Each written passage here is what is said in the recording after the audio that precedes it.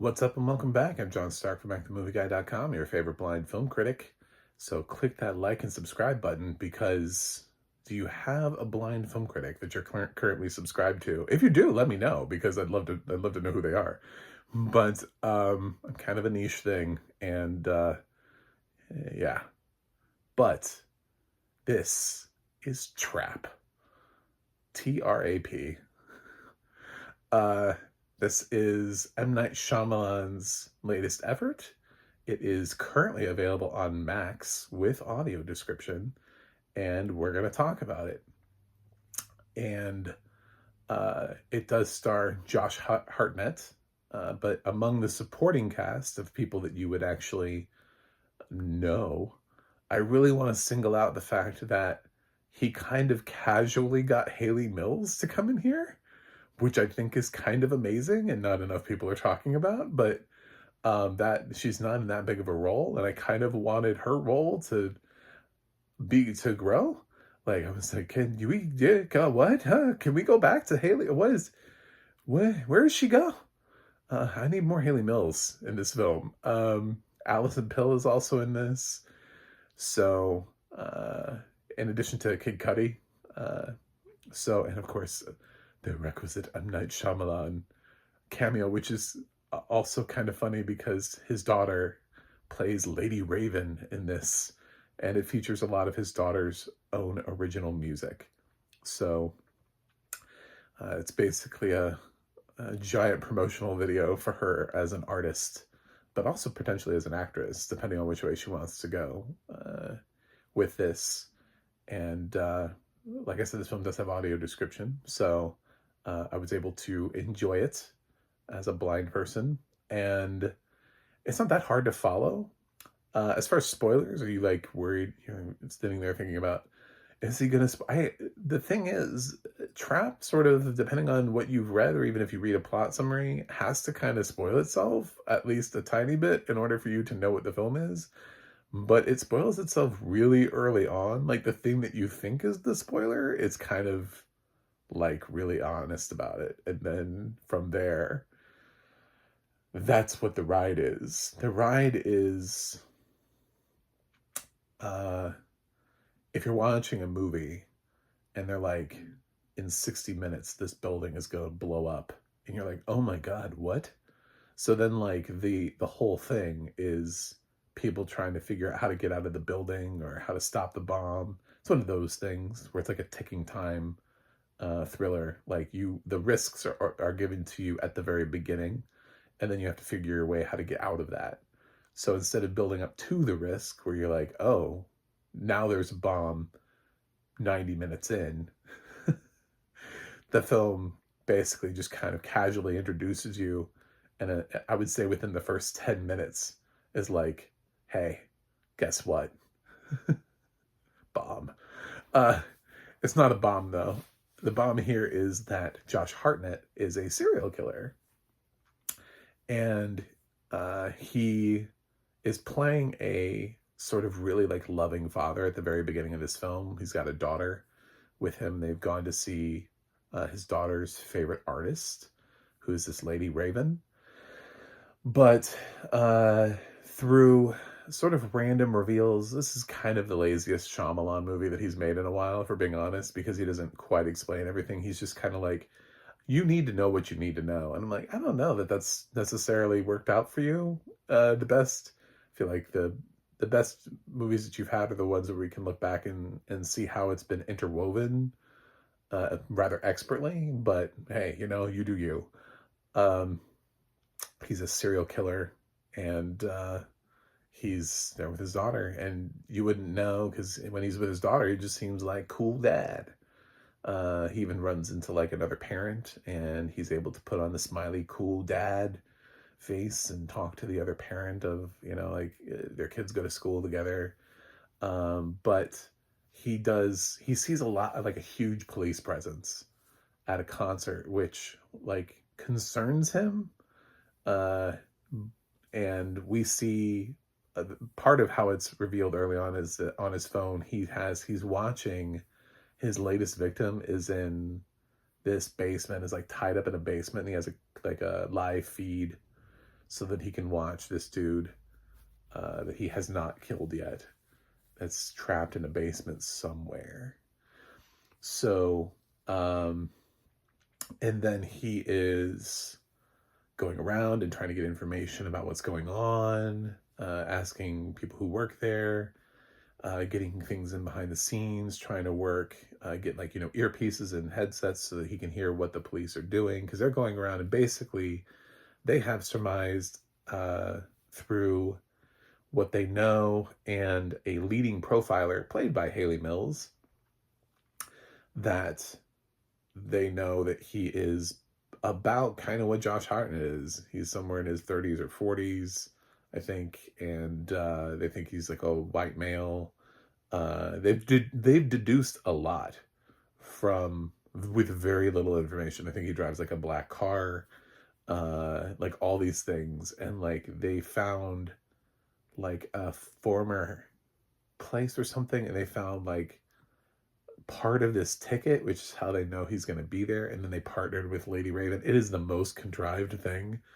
I'd seen other people review this film and they're like trying to explain it. And it's like, it is kind of really silly in some ways, but I think Shyamalan kind of knows that it's silly because he doesn't quite play it the same way that he used to play his other twist movies. His other twist movies are played as like straight scary / horror movies. This one is played a little bit more as a little bit more of as a thriller, a little bit more. There's a little bit more levity to it, but I don't want to. It's not funny. It's just, it's not so dark and scary as some of his other films. Hitchcock sort of had the same sort of range to him, where he had some films that just sort of posed interesting questions and were not necessarily frightening, scary films, but they asked really sort of interesting questions about life. Something like Strangers on a Train. It's not really a scary movie, but it's a mystery, and it's interesting to watch it sort of evolve.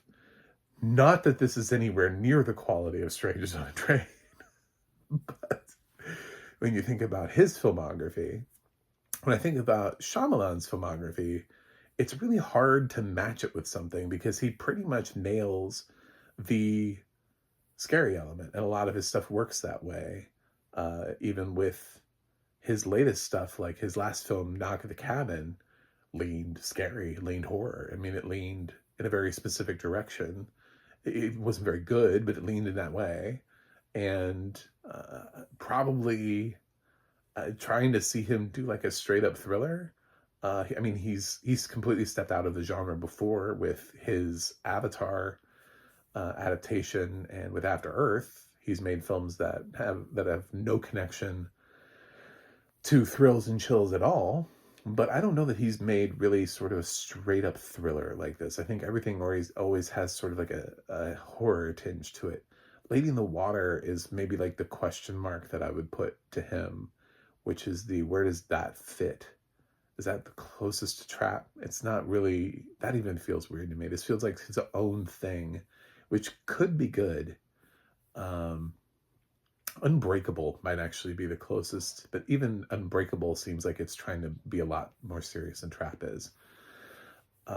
This film hinges a lot on the score, which is mostly Lady Raven's music, to build tension and to help us. So it's a blend of score and Lady Raven's soundtrack, which is kind of interesting. But every once in a while when I heard the score, I thought it was somewhat reminiscent of what Hitchcock had in his films. There isn't a lot of it because most of the time, again, at the concert, that's when the tension is really being ratcheted and you're listening to Lady Raven. So it comes and goes. There's more of it sort of like later on when they leave the concert, which I suppose is a spoiler, but they do. And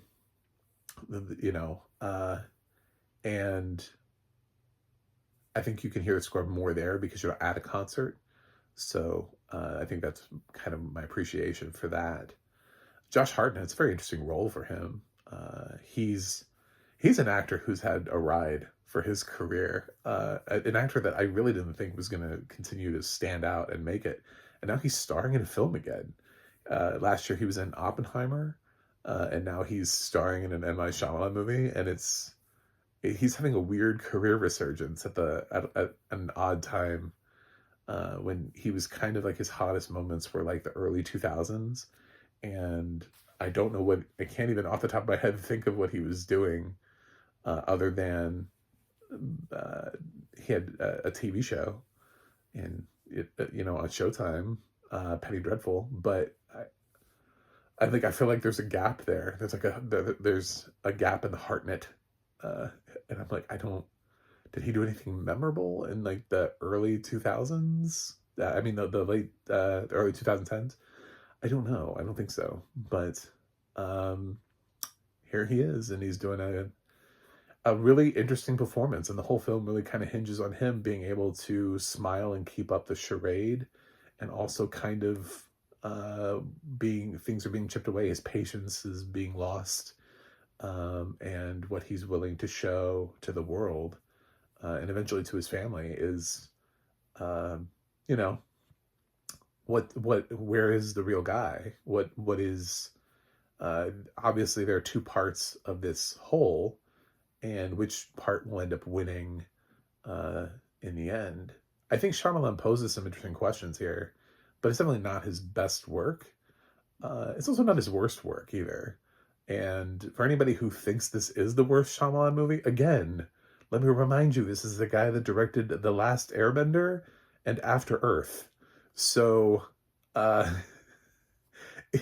also The Happening, and I really was not a fan of Knock at the Cabin. So, I mean, I can easily list films. I think this is better than The Village.